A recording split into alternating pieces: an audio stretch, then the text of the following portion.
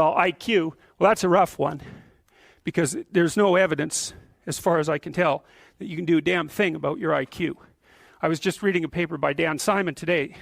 It's a relatively recent review. Dan Simon did the Invisible Gorilla stuff, and he was looking, because there's all these companies that claim that these online brain training exercises can produce cognitive improvements, and he reviewed the literature again. And I've reviewed that literature like 6 times in the last 15 years because I keep hoping that someone will crack the problem, but it's always the same answer. It's like, you do brain training games, you get better at the game, a lot better at that game. You get slightly better at similar games, but distal games that are still heavily cognitively loaded doesn't affect your performance at all. Zero, none.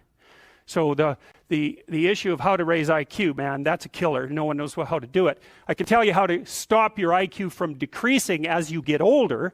That's not so bad because it does that. Fluid IQ decreases from the time you're 20 and pretty rapidly. It's physical health is the best preventative. So exercise, physical exercise.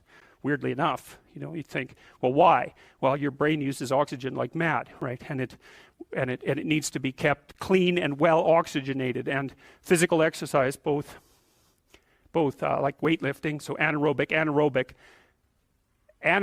and aerobic exercise both seem to be very, very effective at staving off cognitive declines across the lifespan. So that's a really useful thing to know because that's the only thing we know that does that. So then the next best predictor of lifetime success is conscientiousness. Well, so, and of the 2 aspects of conscientiousness, say orderliness and industriousness, the better predictor is industriousness.